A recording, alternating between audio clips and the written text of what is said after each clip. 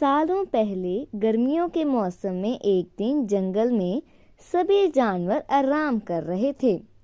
अच्छे से आराम करके शाम के समय भेड़ियों का एक झुंड शिकार के लिए निकला। उनमें से एक द्वारका नाम के भेड़िए को कुछ दूर जाते ही झाड़ियों से बच्चे की रोने की आवाज सुनाई दी। भेड़िया जब झाड़ियों के पास जाकर देखता है तब उसे एक बच्चा दिखाई दिया। वह बिना कपड़े के जमीन पर लेटा था। बच्चे को देखकर भेड़िया चौंक गया और उसे अपने साथ अपनी बस्ती ले गया। इस तरह इंसान का बच्चा भेड़ियों के बीच में आ जाता है। बच्चे को भेड़ियों के बीच देखकर उस जंगल में रहने वाले शेर खान को बहुत गुस्सा आ जाता है, क्योंकि वही उस बच्चे को इंसान की बस्ती से उठाकर खाने के लिए लाया। भेड़िया अपने परिवार की ही तरह इंसान के उस बच्चे को भी पालता था।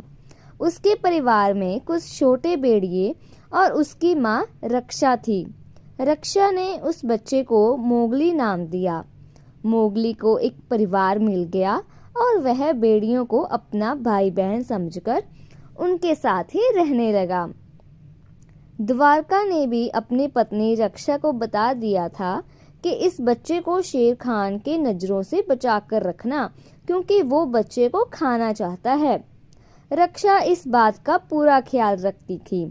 वो अपने बच्चों और मोगली को कभी भी अपने नजरों से दूर जाने नहीं देती थी।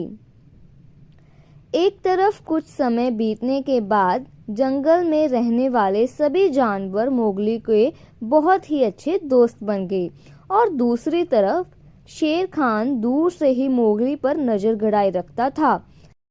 वह मोगली का शिकार करने के लिए उचित समय के इंतजार में था। भेड़ियों के झुंड का नेतृत्व एक बुद्धिमान भेड़िया कर रहा था। उस दल में बल्लू नाम का एक भालू और बगीरा नामक एक पैंथर भी था। सभी एक जगह एकत्र होकर मोगली को लेकर बातें करने लगे। उनका कहना था कि हमें मोगली को भेड़िए की तरह ही पालना होगा। इस पर झुंड का सरदार अपने साथी बगीरा और बल्लू को बोलता है कि तुम दोनों मोगली को जंगल के नियम कानून सिखाओगे, साथ ही मोगली की रक्षा भी करोगे। इस तरह मोगली को जंगल में रहते रहते एक साल बीत जाता है। मोगली धीरे धीरे करके बड़ा होने लगा और उसके बड़े होने तक बल्लू और बगीरा मोगली को सारे कानून और नियम भी सिखा देते हैं कि कैसे खुद की रक्षा करें, और इसका तरीका भी अच्छे से सिखा देते हैं। मोगली बड़े होने तक कई जानवरों की भाषा भी सीख जाता है। साथ ही वह आसानी से पेड़ों पर चढ़ना, नदी में तैरना और शिकार करना भी सीख गया। बगीरा ने मोगली को इंसानों द्वारा बिछाए फंदे और जाल से दूर रहने और जाल में फंसने के बाद उससे बाहर निकलने के तरीके भी सिखाए। एक दिन समूह में रहने वाला एक भेड़िए का छोटा सा बच्चा शिकारियों के बिछाए गए जाल में फंस जाता है। उस फंसे हुए भेड़िए को शेर खान खाना चाहता था। तभी शेर खान से पहले मोगली वहां पहुंचकर नन्हे भेड़िए को बच्चे को बचा लेता है। शेर खान को यह सब देखकर बहुत गुस्सा आ जाता है।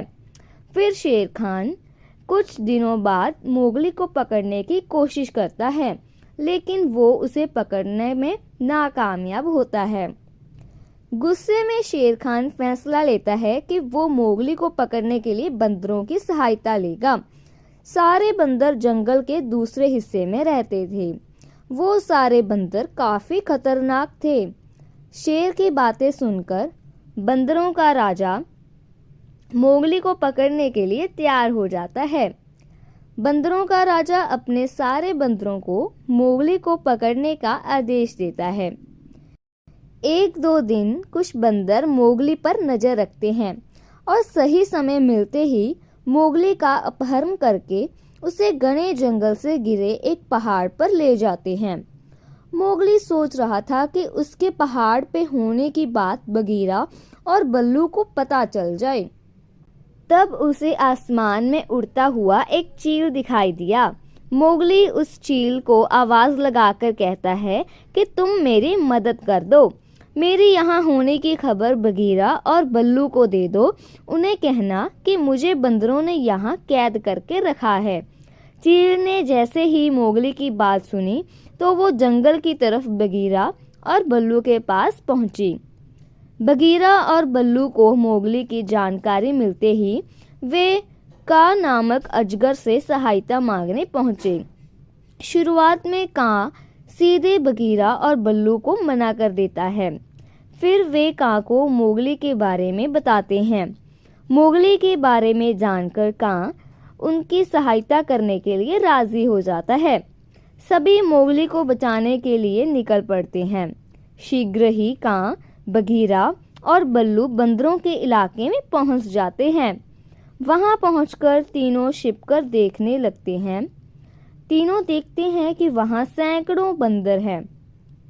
फिर थोड़ी देर बाद कां कहता है कि अब मोगली को बचाने का समय आ गया है, चलो उसे बचाकर ले आते हैं। तभी तीनों बंदरों पर हमला कर देते हैं। बगीरा अपने पंजों से बंदरों पर वार करता है। उसके दर्द से बंदर चिल्लाने लगते हैं। तभी कुछ बंदर बल्लू पर टूट पड़ते हैं। यह देखकर कां अजगर आता है और बंदरों को पूंछ से मारने लगता है। उसके बाद बंदर डरकर भाग जाते हैं। फिर तीनों चैन की सांस लेते हैं और कां मोगली को दरवाजा तोड़कर बाहर निकाल लेता है। मोगली आजाद होते ही पेड़ के पीछे दौड़कर छिप गया। फिर अचानक से बंदर हमला करके बगीरा को घेर लेते हैं। बगीरा को घेरने के बाद बंदर मोगली को फिर से पकड़ लेते हैं। मोगली देखता है कि बगीरा गिरा हुआ है। तभी उसे याद आता है कि बंदरों को पानी से डर लगता है। वो बगीरा को चिल्लाकर बोलता है कि पानी में कूद जाओ, बंदरों को पानी से डर लगता है। बगीरा यह सुनते ही तुरंत पानी में कूद जाता है और बंदरों के चंगुल से बाहर निकल जाता है। कुछ समय बाद मोगली बंदरों की कैद से भाग जाता है और फिर वह एक इंसानी बस्ती में पहुंचता है। उस बस्ती में पहुंचने के बाद उसे एक औरत मिलती है। उस औरत का नाम मैसुआ था, जिसका बच्चा सालों पहले एक शेर जंगल में उठाकर ले गया था। मोगली उसी औरत के साथ गांव में रहने लगता है। गांव वालों ने भी मोगली को रहने दिया और उसे जानवरों की देखभाल की जिम्मेदारी सौंप दी। कुछ दिनों बाद मोगली का भेड़िया भाई उसे गांव में देखता है। देखते ही भेड़िया सीधे मोगली के पास जाकर उसे बताता है कि शेर खान उसे मारने की तैयारी कर रहा है। मोगली जान गया था कि शेर खान उसे इतनी आसानी से नहीं छोड़ने वाला है, इसलिए मोगली ने उसे खत्म करने का एक प्लान बनाया। उस योजना में मोगली ने अपने भेड़िया भाइयों की सहायता ली। उसने भेड़िया से कहा कि शेर खान को एक घाटी पर ले आओ। शेर खान के घाटी पर पहुंचने के बाद मोगली ने दोनों तरफ से भैंसों का झुंड छोड़ दिया और खुद भी एक भैंस पर बैठ गया। शेर खान भैंसों के झुंड के पैरों के नीचे आ जाता है। तभी शेर खान की मौत हो जाती है। फिर मोगली बेखौफ होकर गांव वालों के साथ रहने लगा। कुछ समय बीतने के बाद गांव के कुछ लोगों ने मोगली पर जादू करने का आरोप लगाया और उसे गांव से बाहर निकाल दिया। तब तक मोगली बड़ा हो गया था। वहां से निकलकर वो सीधे जंगल गया। वहां रहते हुए कुछ समय बीता ही था कि उसके भेड़िया भाइयों और बहनों की मृत्यु हो गई। वह अकेले उदास घूमने लगा। तभी उसकी मुलाकात दोबारा मैसुआ से होती है। मोगली अपनी सारी कहानी मैसुआ को बताता है। मैसुआ को यह यकीन हो जाता है कि उसके जिस बेटे को शेर उठाकर ले गया था वो मोगली ही है। मैसुआ अपनी कहानी मोगली को बताती है और फिर दोनों साथ में रहने का फैसला करते हैं। इसके बाद मोगली इंसानों की बस्ती में खुशी खुशी रहने लगता है और समय मिलने पर जंगल जाकर अपने दोस्तों से मिल लेता है। दोस्तों, इस कहानी से हमें यह सीख मिलती है कि हौसला रखने पर हर मुश्किल दूर हो जाती है। साथ ही हर इंसान को पशु और पक्षियों संग प्यार से पेश आना चाहिए। वक्त पड़ने पर वो दोस्त बनकर मदद कर सकते हैं। ऐसी और मज़ेदार कहानियाँ सुनने के लिए हमारे इस चैनल को लाइक एंड सब्सक्राइब करें। Thank you.